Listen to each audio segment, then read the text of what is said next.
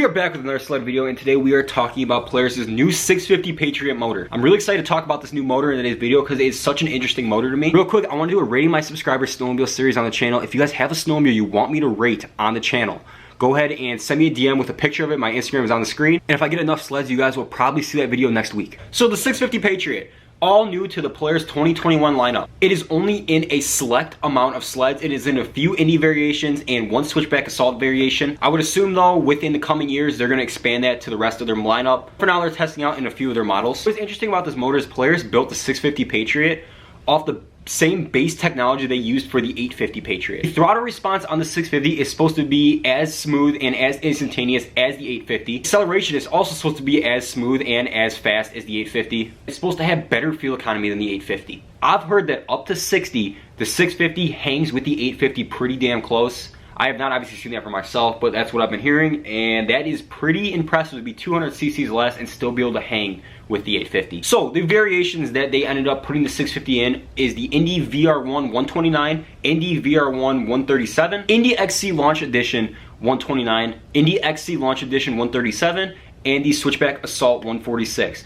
All those sleds that I just listed off do come in the Matrix chassis also, which is Polaris' new chassis for 2021. The new 650 Patriot has 10% more power and 14% more torque than the old 600 Cleanfire HO engine. I found some pretty interesting stats on Polaris' website that I want to share with you guys about the 650 Patriot. Now, these stats are based off the 600 Liberty Cleanfire engine, but the 650 will get 60% greater fuel economy, 22% greater fuel economy at 45 miles an hour, up to 40% better fuel economy over the 600 between 20 and 50 miles an hour, and up to a 60% improvement at 25 miles an hour. Now, I don't know who rides 25 miles an hour for that long, but if you do that, you're gonna see a 60% increase in your fuel economy. With this added fuel economy on the 650 Patriot, this is gonna make a great motor for you backpack riders and you guys that like to take long trips out in the middle of nowhere where there's not a lot of stops, not a lot of gas stations. You guys are really gonna appreciate this extra fuel economy. And like I said, all these stats I just listed off are based off the 600 Liberty Cleanfire engine. I'm not sure how it stacks up to like the 850 or the 800 or like a Skidoo, Arctic Cat, Yamaha, whatnot.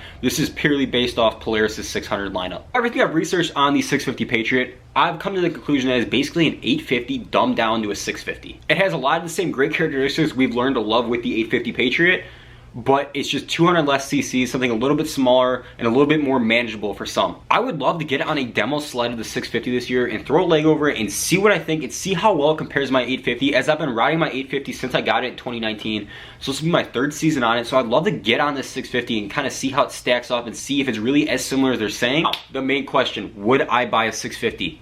For myself, personally, no, I would rather have the extra 200 cc's in the 850. I feel like I would get bored of the 650. Let me rephrase that. I wouldn't buy it as my main sled. My main sled would have to be an 850, but I feel like as a backup sled for one, like in case my 850 goes down, or if I have a buddy coming with doesn't have a sled, something like that, I feel like it would make a good sled. It's just not something I'd want to ride all season long. I think the 650 is going to make a great sled for beginners, and also like someone like my girlfriend who doesn't ride too much, who doesn't need all the power of an 800 or an 850, but she wants a little more pep than a 600, something that like if I hopped on it, I wouldn't be disappointed, I wouldn't be bored. Great for people that don't really care about going fast, really don't care about having the most power out there. They just kind of want to go out, have a good time, get some good fuel economy, something that still has a little bit of pep, a little bit of go.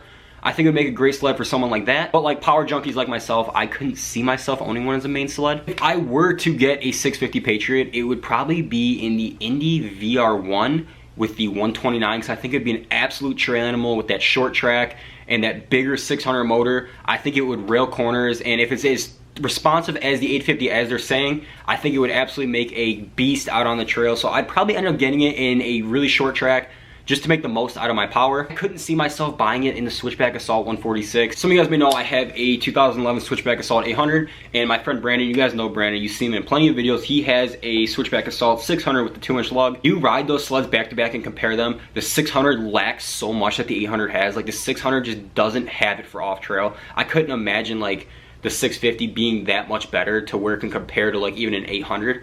What I may consider doing in the future if things work out for me is maybe once there's some used 650s on the market, I might get rid of my girlfriend's sled, which is the 2011 Switchback Assault 800, and possibly try to sell that and get rid of it to get like a 650 Indy 129 or 137. From a durability standpoint on the 650, I know the 2019 model year run of the 850s had some durability issues. A lot of guys were going down with them.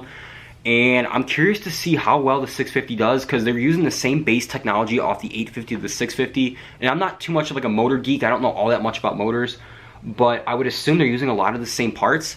And I know with the first model you're running, the 850s, like I said, we had a lot of issues with them, or some of us had a lot of issues, some people were just fine.